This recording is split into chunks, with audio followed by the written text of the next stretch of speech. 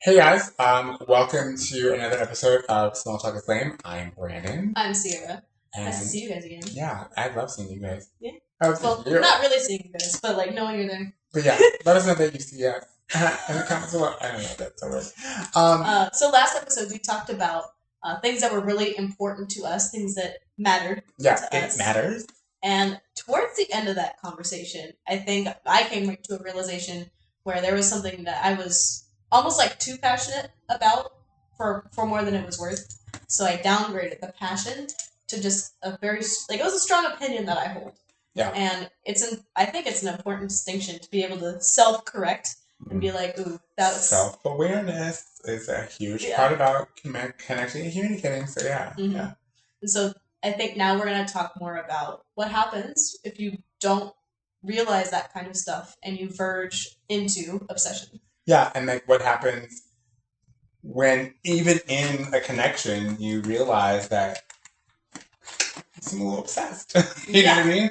Like how do you deal with that as the receiver? Yeah, like and then I mean, I don't think we've ever given like tutorials on tips of how to like regulate someone in that space, but I think we do a really good job of regulating each other. Like in season 1, oh yeah, or episode 1, you cover like Brandon, you're probably a people pleaser, and I was like, I don't disagree with you, and I don't feel bad about it, but I think a real friend will tell you the rub about like, hey, crazy pants, that's seems so perfect. Yeah. So I feel also we don't give advice on this channel. This is not advice. This is just how we communicate with each other. Exactly. And we're, monkey see, monkey do, right? If we do some of this stuff, we understand that it might incline you guys to do the same. But I just understand it's not advice and it's not foolproof. We're not experts, and this is through life experience and things that we've done. And like we actively, I feel like we both, in our own ways, when we come together to have these moments in these sessions and we talk about our show,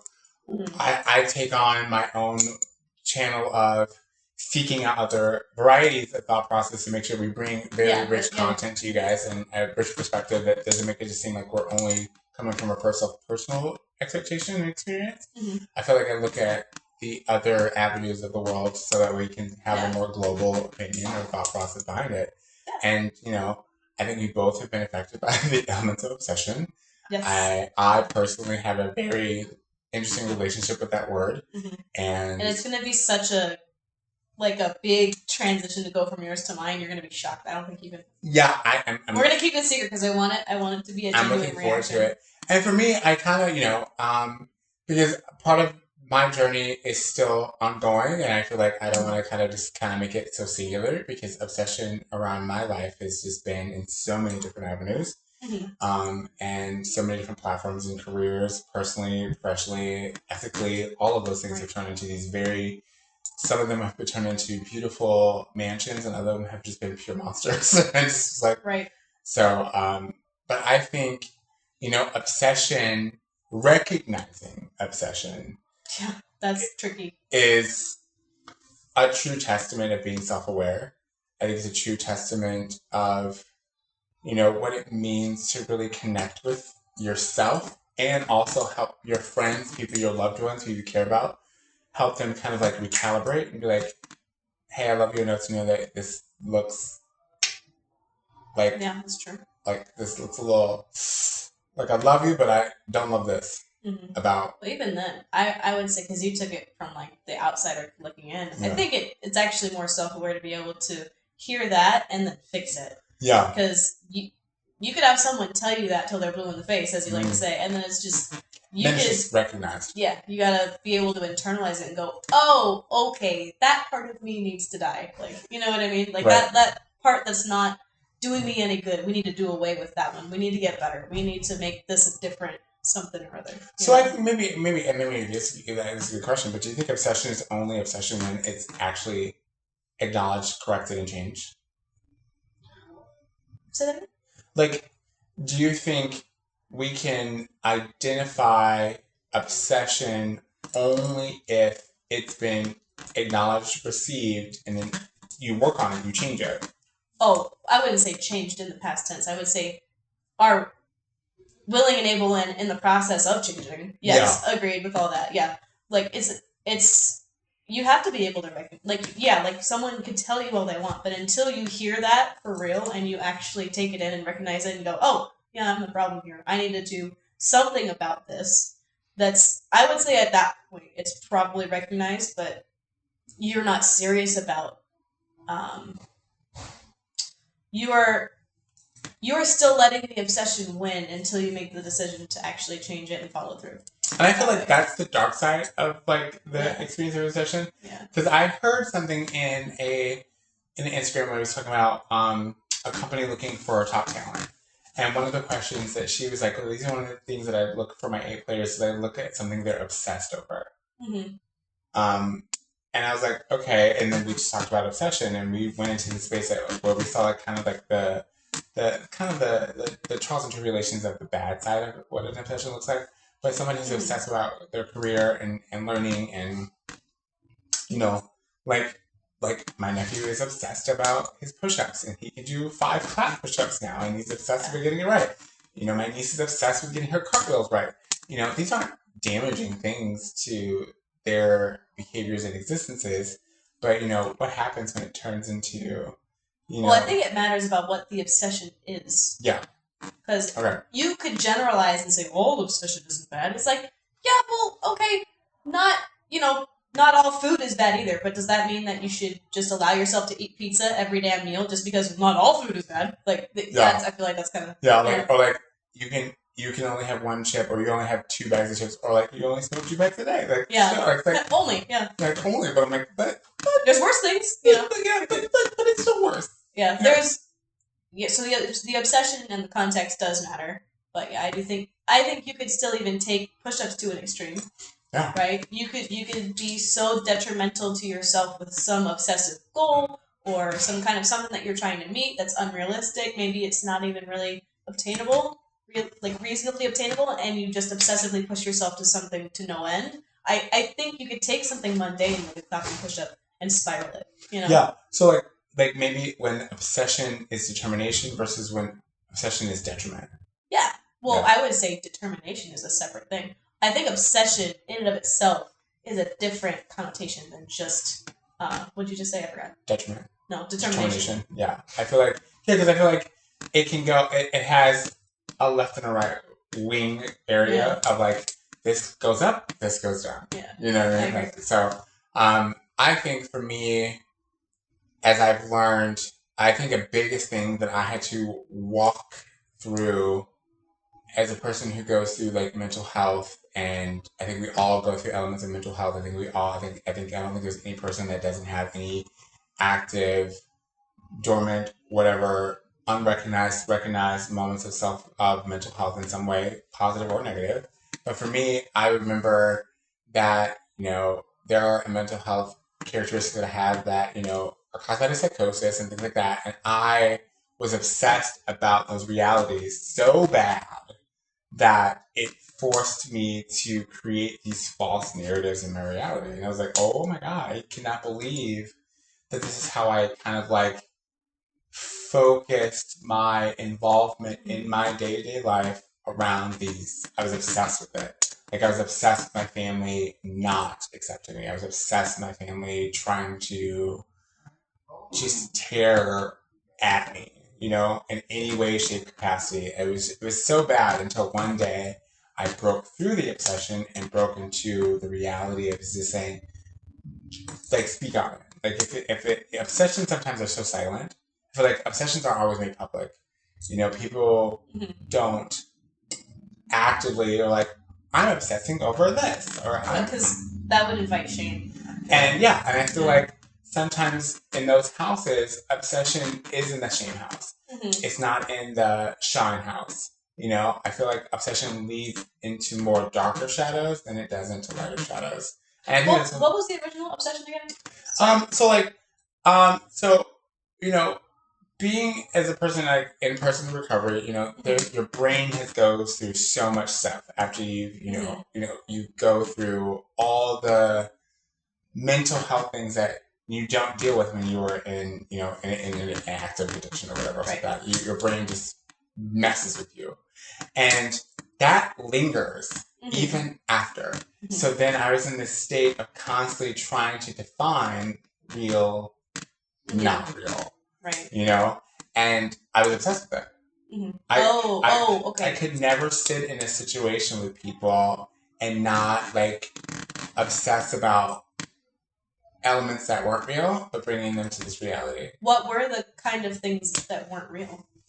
Like that people were out to like embarrass me, or people were out to make me publicly humiliated behind. Oh, so it was perceptions. It was perceptions that led into this but that is literally kind of like the baseline of psychosis. Like you're living in a. Remember, not everybody understands. Oh yeah. Living in a false narrative, and that false narrative just became my. I was only like I had clear evidence of it not being a thing, but you started to identify with it, and you wanted to make that real.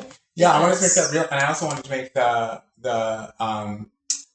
like the retribution in my head of catching it real. Oh, right. And then I was obsessed about being right. You know, like.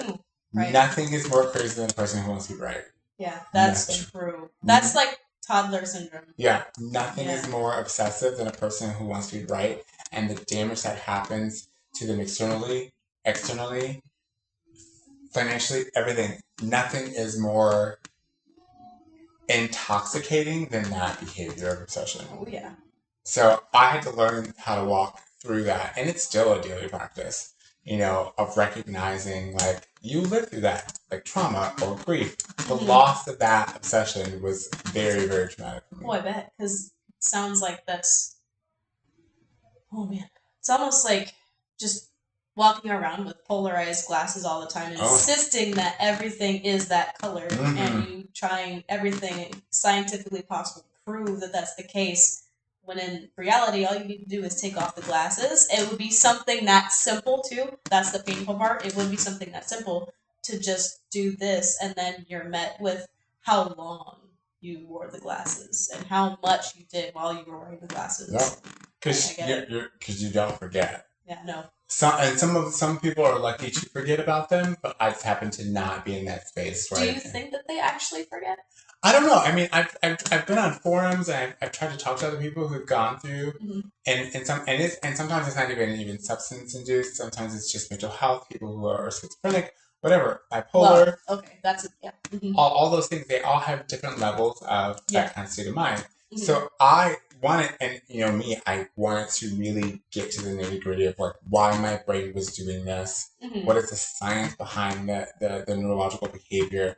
Because sometimes, as an overthinker, as a people pleaser, as a Virgo, I need to see how A got to B. I need to see how, I need to see the 10 steps. Because then I can say, well, this is how I don't trip and make it to 10. You know what I mean? So, but that obsession was really, really awful. Like,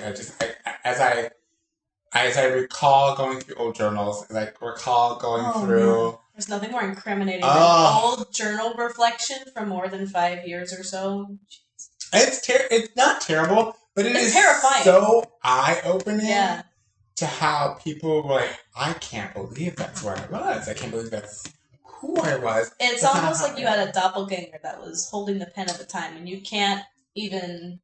Yeah. I had a great lesson and reminder to me by... a great life coach and recovery coach who was like, he helped name that other persona, and I was like, oh, yeah, okay. And once the two were split, once the two behaviors were split, I saw the understanding, and I guess I had more self-realization power to be like, oh, okay, we are not the same. We are not the same. We are not in this. It wasn't a minimalizing, and it wasn't a way for me to just to dismiss the behaviors. That is still me, whatever, you know what I mean? Right. But just like the kind of building it takes to kind of get out of that, I had to separate them. So it was really interesting. So that was one of my biggest obsessions that I had to really, really get to and really look at and be like, there are other things to give fucks about. Like, I think that book, The Art of Not Giving a Fuck, was a really good, helpful reminder for me to not, like, there's other shit we would care about. Oh, yeah. You've got so much more to do with your time. So many more productive things that you can do. Mm-hmm. Absolutely. Yeah. Well, but that's part of obsession. Is it eats away at your life. It robs you. It completely robs you of, like... You robbed you. Yeah, and yeah. It's like, yeah. And that's the hard part of just being like, you know, that obsession was you. Mm-hmm. You know? You and the obsession are kind of like, you activated that part of your emotional, you know, being. Did you ever figure out what the... Well, maybe root cause might not be the right word. But no, I think it stems from somewhere. No, yeah, I think the root cause is exactly because once in that moment I put myself in an environment that I assumed and thought and like imagined, that was going to happen exactly as I predicted, and it didn't. Mm-hmm. It killed it. It was all dead. Like, immediately turned all the lights off of that obsession. It turned off all the delusion. So once you figure it out, it was done. Yeah, once I was like, it was that final statement of like, it was just you, and it was the fact that it was that true cause and effect. You know? Mm-hmm. And all the information I had gathered around understanding what my brain was doing, it all just made sense, which is why it was so much easier for it all to fall away. Oh, okay. So once I went to my grandmother's like 80th birthday or whatever, and I had really just like I didn't do like this amends or whatever, but I just, you know, I haven't seen them, and there's a lot of other issues that led up to me not being a participant in my family. Mm-hmm. But one of the most important ones was, you know, I had felt so self-righteous being like, I was 13, 15. I don't feel like I had to like walk you guys through what the fuck I was going through. But, you know, that led to me to have this distance because I felt like family should be there. Mm-hmm. They should recognize. They should wonder. Right. And, you know, as I got older, I was like, well, you know, I'm watching my twin go through all of this, and she's connecting, and she's still, like, she's having what I don't have. Mm. And I'm in a place where I'm thinking that I can never have that because of what my brain is telling me, all the lies. And then once I put myself in that environment, and they were like, we miss you, but they also were like, we recognize that maybe we have not been there, so how dare we just try to like show up and just be there? Right. Yeah, that's an important distinction. Absolutely. So we were always here, and we knew that there would be a readiness from you, and once that was there, that was it. That was it. But it dropped a lot of the veils and the shields down of how I saw what I was obsessed about, because I was obsessing with the wrong thing. You know? Are you willing to share what the root cause was? I missed my family. Like, I missed having the support and love and protection of the family as I knew them. Because living on my own, not telling them what I was going through, not talking about the pain, not talking about just some of the circumstances, like being homeless, being a prostitute, nobody knew that. Like, nobody really saw. Like, they just was like, well, Brandon's out in the world. I'm like, if only you knew what that world was really doing to me, you know? Mm-hmm. And then really feeling confident and comfortable and secure to share it. Mm-hmm. And whatever experience came from them, whatever that truth did for them as far as who they were to me, I didn't let that make it be the crippling truth for me. Like, I didn't let it be like, okay, just like when I came out as gay, I was like, that is 3% of who I am. I'm still the grandson, the nephew, the brother. I'm the artist. Mm-hmm. But if y'all don't take this 3% and make it the full 100%, then that's your problem, not mine. True. You know, I had to really made those clear distinctions, and I think those kind of led to my obsession to stay in the negative narratives of that. Just on certain percentages of how I engage with them at time. So basically, once you realize that, so I'm just not. I understand it, but I feel like I'm just not. I'm missing something.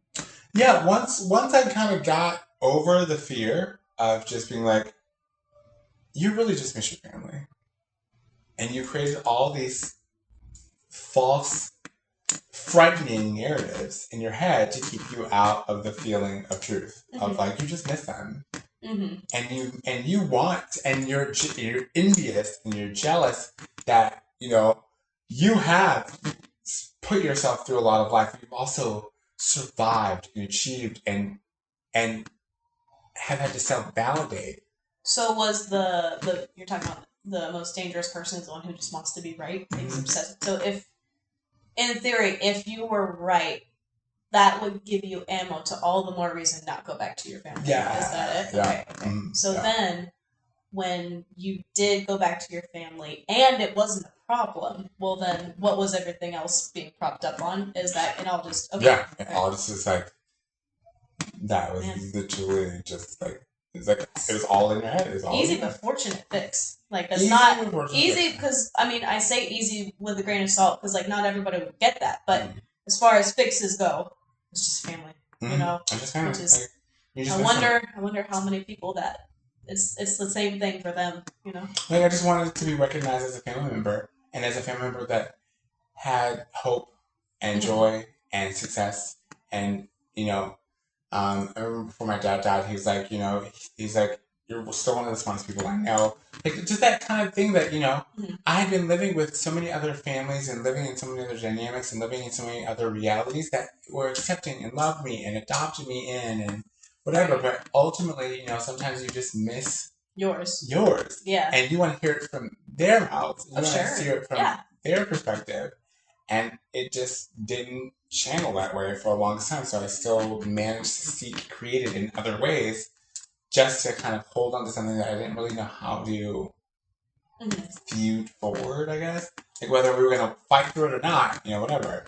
Just like never really forgiving my sister for just kind of exposing me to my family or my diagnosis. It's like, I didn't even get, that was gone. I never dealt with it, you know, all that kind of stuff. So it just took a lot of space for me to get to a place that activated a very toxic, dysfunctional behavior.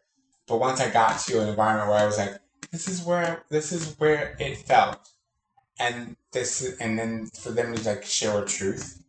Oh, so so was the same root cause what spun you into obsession to begin with, and it was the same one that fixed it? Yeah. That's interesting. Yeah. It's crazy to think like I just got over it. I got tired of listening to the negative side of it, and I tried to find the positive side of it. Okay. Wow. It's interesting. Yeah, it's crazy. But that was my journey with obsession. And it's quite a spiral. It's quite a spiral. And I feel like obsession is a spiral. I feel like it can turn into a tornado and not anything more. Who was the first one that sort of like cracked the delusion and things started falling away? Who was the first one, or can you remember a moment when there was sort of that first like? My Auntie Pam. Tell that story. What's that? Yeah, I remember.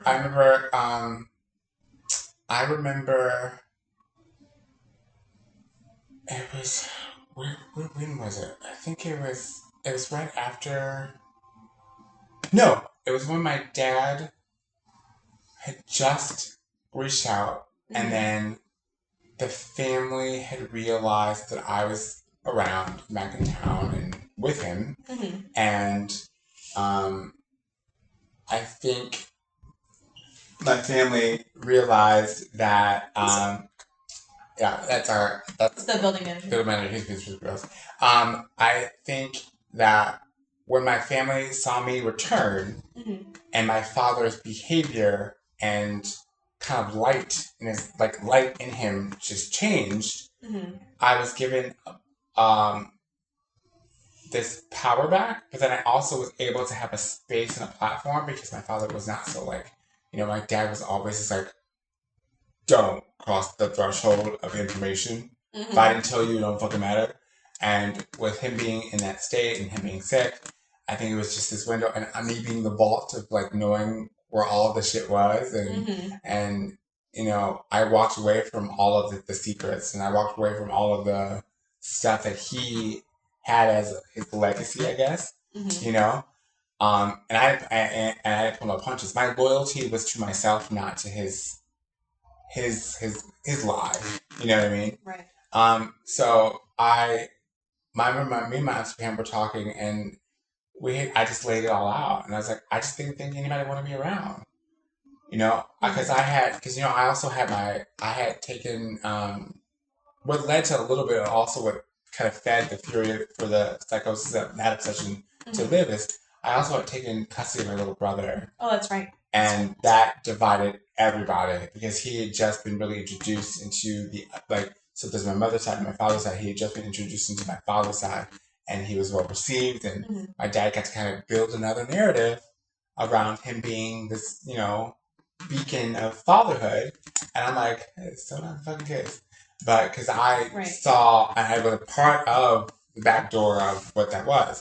So when I took him, it just was like, where did that come from? Why? And where's so that's a lot of damage control. Yeah. So when I got back to the family and I feel like it was like literally something that was on pause, and then me showing up just hit it back play, I just kind of closed the gaps and spoke my side.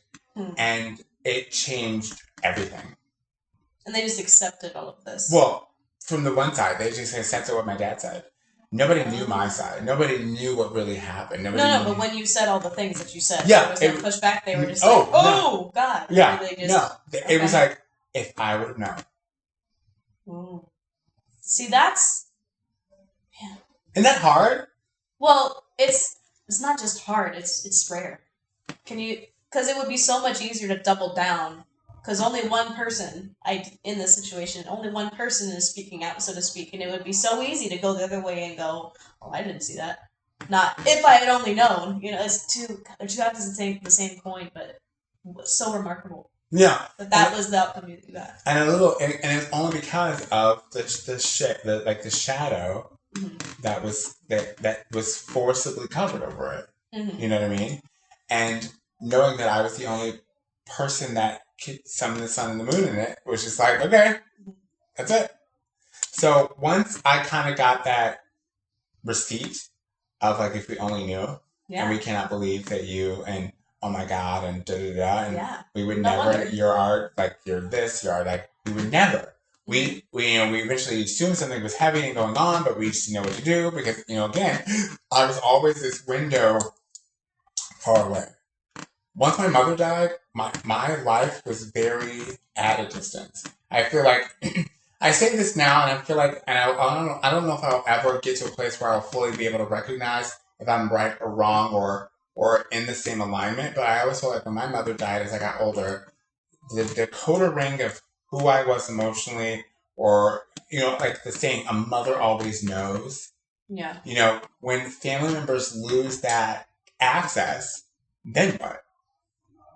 They have to take their own interpretations and their own filtrations.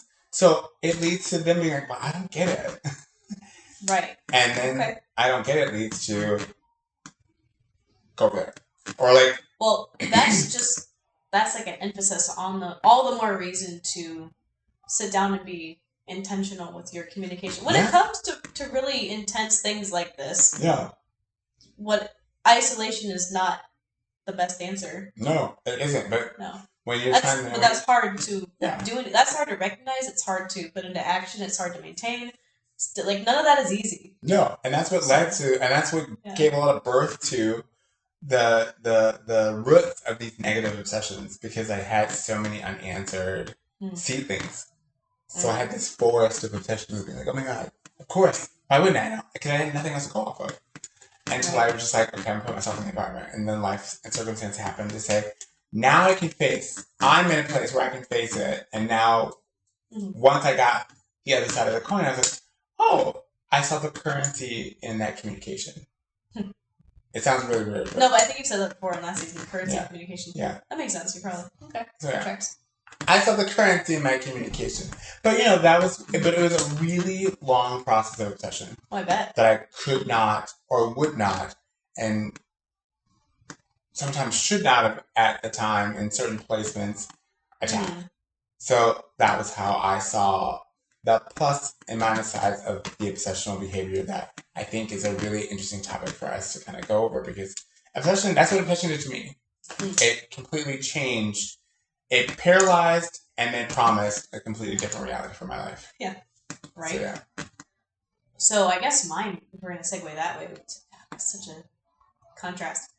It's nothing in comparison, but that's not the point. No. Right. It's just different. And so my whole thing is, I think when I was growing up, I had a lot of obstacles when it came to how do I even say this? I haven't put a whole lot of thought into this. I know that it's a problem, but I haven't spent a whole lot of time verbalizing it. Okay. So it's like, I always wanted to be better, but sometimes my goals were just too lofty. I was that person that would obsess over the push-ups. Like, you know what I mean? I would take something mundane that shouldn't be able to be obsessed over in that kind of a way, and I would pathologize it. And I was just, I don't know, I was intense.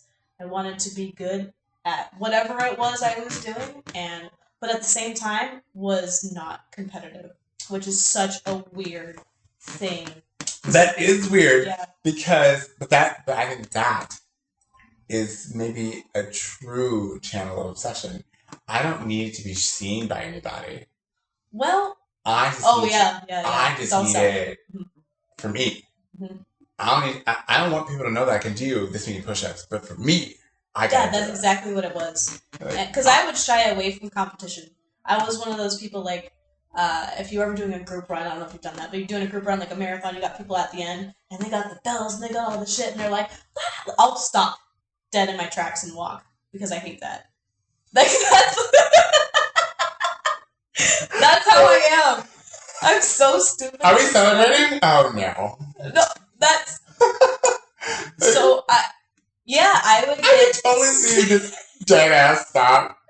I've done it many times. There have been people who wanted to cheer me on, and I would just, it just makes me want to flip it, reverse it, take it back. Nope, Uno reverse, not doing it. Like, just can't. Don't recognize me. It's not even about that. It was like I didn't want the attention. I guess is probably what it was. Okay, so that makes a lot of sense because in season 1, we know that you were a child actress before. Oh, okay, yeah. And I, to this day, I love that part of you, and you were just like, no. Well, I did it. It's something I did. But even now, it's very like this is you dead ass stopping, like. Yeah, it is. Okay. Well, there's 2 ways you could go about that. Yeah. I could be like, I can't even do it. I could. I watched you try, and it was like you pulled a muscle. It was like she just cracked her neck. Like you seized up. I don't like that part. And the funny thing is this, and that's the part about where I can fully relate to that being like fear of success was a thing for me. It's like, oh, okay. Don't come, but don't you show up. Like, It was one of those things for me where it's like, but I'm not afraid of success. And that's the really funny thing, how all of those 3 live in the same room. Yeah. I don't know how it's interesting. But the fact that you're just like, I want to do this but for me, for you, I think, and even opposite for me, as a people pleaser, you're just like, I don't need anybody to fucking give me a pat on the back because I already got enough for myself. Well, the thing is, that's what I enjoy. If I have a goal and then I can complete that, that's me. I did that. That's fine. But you're not gonna get on a megaphone and be like, no. My name is Tira and I did 150 of this. Well, except one time I went on Facebook Live. I did 200 push-ups on Facebook Live for the studio. That was funny. But that was a challenge from the students. And they asked me to do it, and I was like, oh shit, I gotta do it now. And that's a community. But, that was different. That was like the one time. But the problem was I would have these goals and I would want to do, and they weren't realistic. And that's where like a lot of the self-loathing would come from. Is I would want to do these things, and God, even though it felt like I was killing myself trying, it's like really it was miserable. These were all mostly like physical things when it came to like workout goals or did like PRs and maybe some other things, but mostly that. Some scholastic stuff. This is all much when I was like a teenager, still in high school and stuff, but mostly physical. I'd have these like insane goals, and I would I would want to be in the same realm as the men, and that was really what it was. I just didn't want to. I didn't like that I was stuck in a physically inferior body too. I felt that. I was annoyed by that. I wanted to just do away with it. And I love how we didn't use gender in that, because I was like, I don't think it had shit to do with gender. Well, no, but there it does, because there to a certain biological sense, like there's capes and limbs to each one, and I fit in one and not the other. But I didn't want to, and I wanted to just be Superman. I really that's a good way to put it. I wanted to do it, and And the funny thing is, you were willing to do the work. Yeah. So I feel like in that, but too much work. I was injuring myself. I was doing all kinds. It wasn't healthy. It was really bad. Yeah. Mm-hmm. Yeah. Carry on. Sorry. Oh no. I guess. Well, I hated existence for so long because I just felt like I was failing. Just wake up, fail, wake up. Like I just couldn't meet these goals, and as superficial as it might sound, it tears up your life. It affects your eating habits. It affects your sleep. It affects being able to pay attention. I was doing this all while I was in the military as well. Like that was the back end of it. It came to a close right around that time, and oh man, it's just like you were saying, the amount of time spent through my teenage years when I could have just been. Well, my teenage years weren't normal anyway. So. Well, yeah, because we talk about what you went through. It's very different. Yeah, it's very, very different. Yeah. Your whole educational journey, everything. Mm-hmm. Did we talk about that? Yeah. On the podcast, though? No. No. Okay, so let me just lay it out. Because I was like, do you want to? No, I don't mind because it's whatever. So it's just facts. I started acting when I was 5. You can't be an actor and be in the public school system. It's literally not allowed. So you have to be homeschooled. And so once you're homeschooled, that takes you out of all the social and all the typical like I didn't go to prom, I didn't do any of the thing, everything that people just consider normal, even understanding how the schools work and schedules, and I just was not. Yeah. So it's a different way to live life, and I did that until I did acting and homeschooling until I was 11 or 12, I think, and then I was still homeschooled up until I was 15 by choice, because I was trying to get ahead of the game. I was just like, man, high school's a joke. If you can just learn what you need to learn, why do I need to take 4 years to do it? Because if you actually, this is how my brain works, thanks to my mom, because she would lay all this out with me. If it only takes you 2 years to actually cover the material in high school, what's the other 2 years for? It's for growing up. It's that bullshit. It's for growing up. It's that puberty problem. Right. It's literally what that is. Absolutely. And I think it's one of those things. It's one of those social markers in every person's life that high school sets the tone or creates a mutation of your life. No kidding. It really does. And I just missed it. Yeah. Which is probably why I went straight to college, and that's the scarier part. So after being in Hollywood for 6 or 7 years, math, whatever, around 2012, I was probably 2 years away from being in college, and not 2012, when I was 12, sorry. I was about 3 years away from college. I was doing the after-school youth program, cadet stuff. I had just started when I was 13, so I did that for a couple of years, and then I was doing that almost as a full-time job by the time I was 16, because the leadership positions I was in. So I had essentially a volunteer full-time job, if you would, managing all kinds of stuff. And then I was doing college, and then I was doing all sorts of extraneous fitness stuff, and I was doing karate. Yeah. And that was, and not I was doing well, but not well in all the things. And so there was little pitfalls in every single one of those parts of my life that I was I'm not up to where I want to be. Right. But there's so many of them. I know. Yeah. But every little one, it was the obsession. Every single little one was, and some of them I still have. I still suck at sparring. Can't spar to save my life. But which is why I laugh when you say take me to a bar fight, and then I'll throw something. I'm really great at the traditional part of martial arts, and I suck at the arm distance combat fighting. If we get in close, maybe that'd be something different. But when it comes to like boxing distance type stuff, I suck. So it's just you heard it here live, guys. I'm saying I've never. I don't believe that. I feel like I feel like she just somehow Trinity it out. Well, okay, I guess maybe against a stranger that'd be different. But I'm talking about in martial arts. As a martial artist, I suck. Oh, okay. No, like talk about like okay, me versus stranger. Sure, okay, whatever. I don't know, but no assumptions made at that point.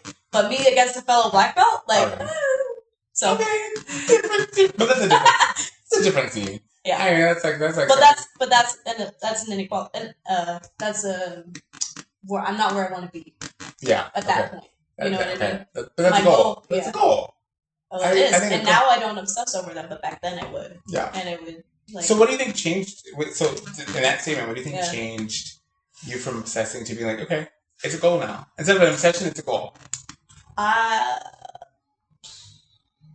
There was one friend in particular when I was in the Navy. We were in Dam Neck, Virginia. I was in sea school with her, and it was. Huh? Except that's a sentence. Dam Neck, Virginia.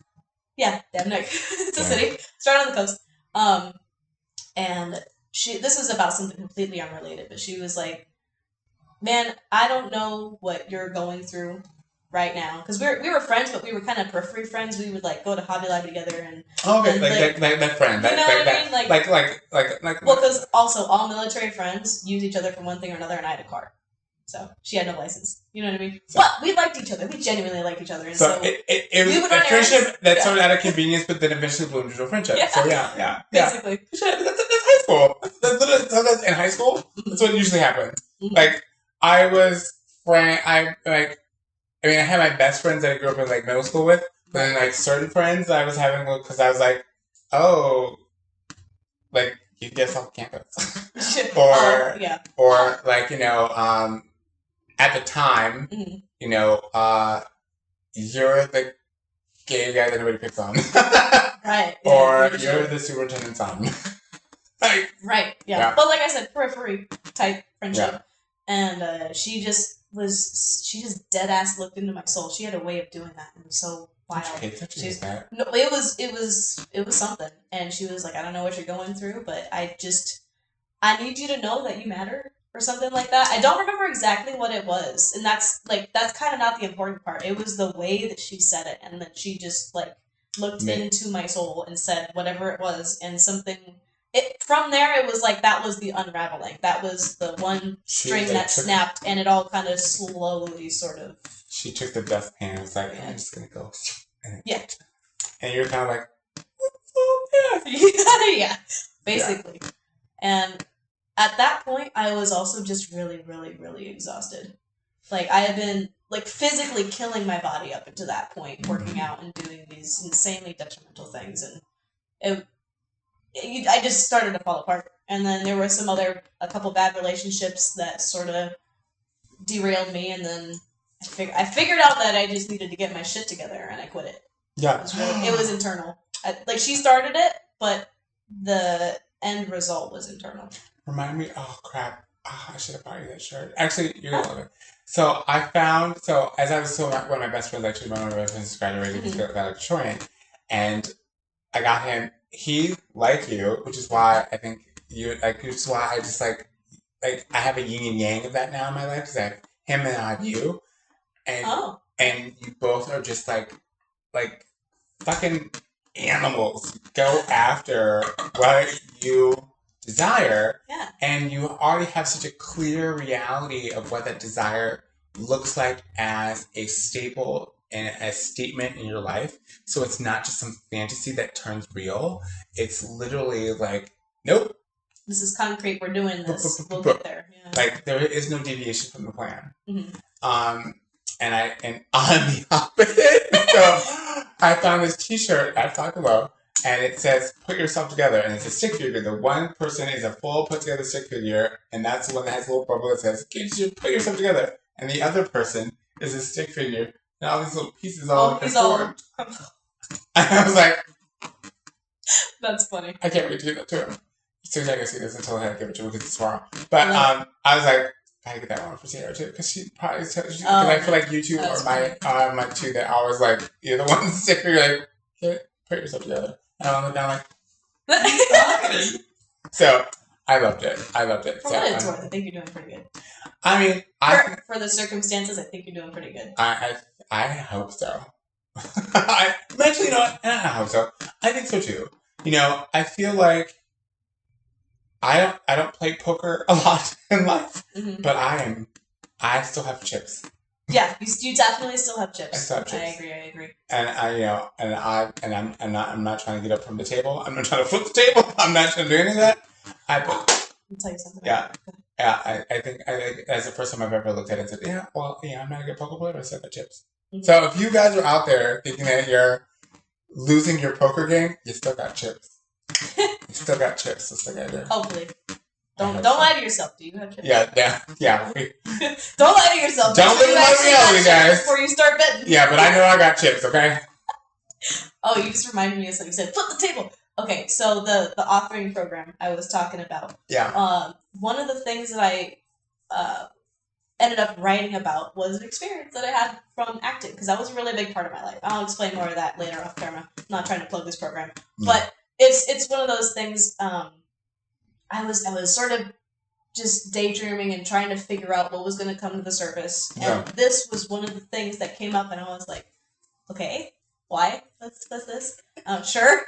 Like, I wasn't sure why I was up, and I had this one audition. Why not? So, if you guys, if you're my age at least, you grew up with iCarly, and I went out for one of those episodes. Maybe did you watch that show at all? You were cool. It's beyond. I know of iCarly, but okay. The Girl Scout episode where Spencer has to sell the fudge balls, and there's 2 obnoxious older Girl Scouts and one little one that he's trying to help win a bike.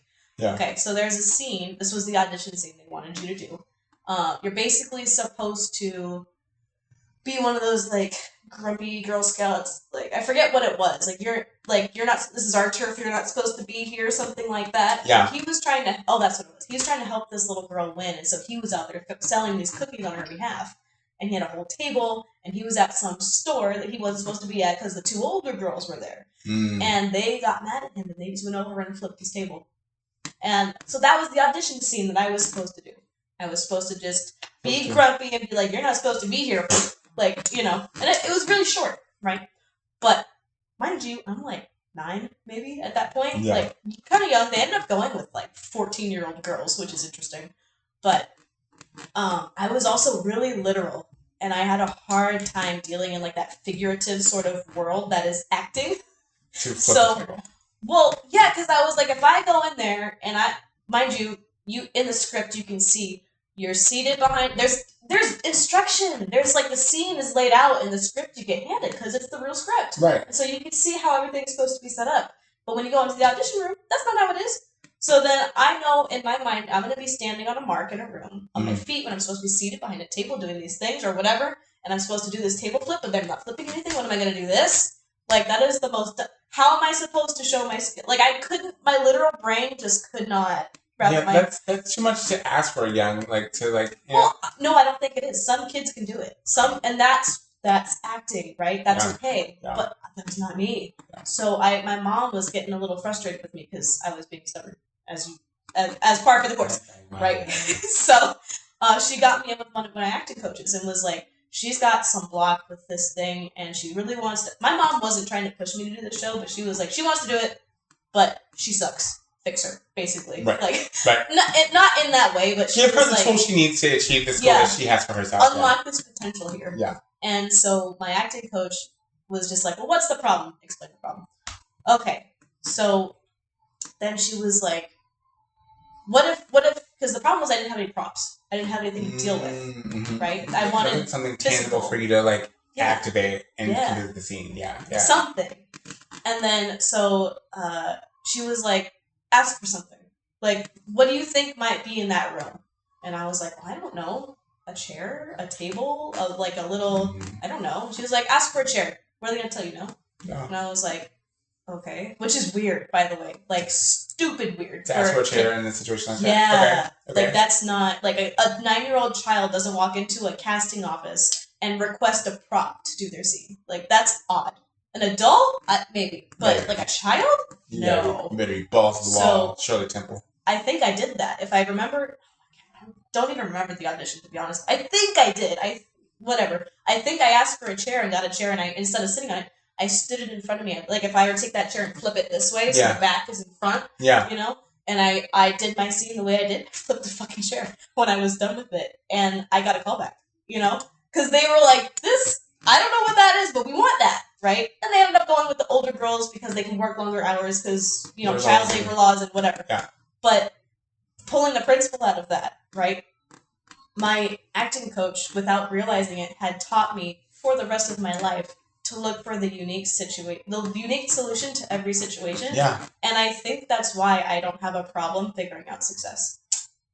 Because you did in that moment. Because she basically said there's no boundaries, do what you need to do to get what you want. In a respectable way. You know what I mean? Oh, yeah, because that wasn't out of the norm. It didn't do any harm. But like, also, I mean, in my head, I'm like, I heard use your resources. Yeah. Basically, and to teach that to a 9-year-old wrapped up in a chair flipping lesson, like, you know what I mean? Like, that is so nuts. Yeah. So I just, whatever the pathway forward might be, let's just do it. Yeah. Even if it's weird, even if people are gonna go, what the hell was that? Like, what is she like? I just do it. I think that's what makes people being obsessed with other people. I think sometimes also people gravitate and seek that part in which they cannot attain themselves. Oh yeah, because it would be it's an odd move. Yeah. And then that's when they just want to cling to the yeah.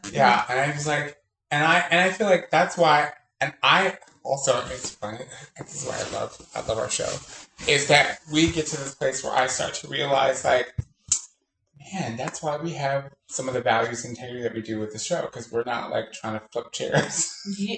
Well, no, we are trying to flip chairs. We're trying to flip chairs, but because how would we like tell with the rules that bind society? Yeah, how we go about it is kind of like the reading the scene that way. Mm-hmm. We use our resources in a different way. Oh yeah. Yeah, and I feel like that's kind of what we do. I feel like, you know, was it blinking? Oh no, wait, I was blinking. Yeah, it's recording. All right. Anyway, I think, you know, like, my brain is at a place where I'm like, okay, I feel like I've done a really good job of working on recognizing, at least in that one avenue, how I can walk out of that obsession. But what I am trying to, like, recently, and I feel like we should do a part 2, because I feel like obsession is bigger, because now I'm going to dive into what happens when we are dealing with people who are obsessed. Like, like how it looks on the outside? Yeah, or like how it affects us from people on the outside. Okay. Like, think about, like, I don't want to say the word, like, I don't want to use it just in relationships, but, like, I guess I would use one example, like the stalker-ish type, or the person who just, the hint is missed, and they are obsessed with the fact that it's just not there. Do you have first-hand experience with that? Because I sure as hell don't. So I would be just guessing. I was in a relationship where the person didn't understand what the power of a breakup was. Oh. And they sought after me to explain it to them after I had ended it. And then they became obsessed with the seeking of the answer, no longer with me, but me being the catalyst to the definition of why it ended. Right. And then it became very weird and very toxic and very crazy. I bet. Let me just figure out when they close. I don't remember. Because we could do a part 2, but I just want to make sure we're not running over. We keep seeing people walk by and leave. Yeah, and then I think our bill manager left. Mm-hmm. Oh, they close at, like, I think 6 or 7, so we're good. Right. If you want to. If you're not too tired. I'm do part 2? I am getting tired. Okay. We love you guys, but we've been filming for like 3 hours straight. Yeah, and I love you all, but I'm not gonna give authentic content if I don't like rest, reset, and recharge on this one, because don't lose it. So we were gonna talk about how on the outside, like how we are affected by other people's obsessions, no matter what channel of it comes from, but like, you know, like that person who just is like that, like how we are affected by other people's obsessions, friends, families, strangers. You know, like what does that look like, and how do we walk through that, and how we've witnessed other people's obsessions? Be like, oh my God, you're okay, all right. It's official. It's in the episode log now. That's what that was. All right, you're cuckoo for Cocoa Puffs, but I am definitely not cereal. Well, that's my dad's nickname. You know, like I am not that kind of cereal, there, boo boo. So, like, I need people to I want to recognize that part too, because we've talked about what our inner obsessions are, but what happens when those obsessions? That'll be cool. We witness them, and then they affect us. You know, they come in our lives, or we're like, ooh, I see crazy over there. Like, you know what I mean? Like, what do you do? Yeah. And what does it look like? And there's definitely a part of me that would just like to fuck around and find out. Just a little bit. Just a tiny bit. This one. That's how my mind works. I would want to get close enough to see how it works, but not close enough to get burned. That's it. That's me. I want to touch the hamster, but I don't want to get in the wheel. Yeah. Like, that's like... Well, because it's interesting. It's not a frame of mind that I've been in, per se, and I haven't witnessed it firsthand, so I'm just like, It's almost like I've learned, like, there's no point in trying to comprehend crazy, but you're like, but I want to witness it. I don't want to comprehend it. Oh, yeah, I just want to, like, maybe if I see it, and then I think about it long enough, I'll, like, you know. Okay. But I don't want to be you. Nope. And I don't want to understand you. I don't want to be part of it. Yeah. But I want to... It's like third party. I want to be the fly on the wall. Yeah. Never be on your shit. That's a good one. I just made that one. I want to be on the fly on the wall, but I want to be on your shit. Yep. Ooh. I like that. Like that one. Hashtag, I want to be a fly, but not on your shit. It's so long for a hashtag. What if we made it an acronym? What does that spell out? Oh my God. I had to try to do it. What does it say? I want to be a fly. IWT. That's too many. Yeah. And on that note, tune in for our episode part 2 on the Journeys of Obsession. Stream us on all of our favorite podcasting, where you listen to podcasts, Spotify, YouTube, Google Podcasts, hopefully Apple Podcasts. If that one shit together. Oh no, it's us actually. I think it's our damn artwork. If you guys know how to fix the artwork problem with Apple, let us leave it in the comments below. Please. We'll figure it out. We'll figure it out. We'll get there. We'll thank you guys anyway. And then, we'll see you guys then.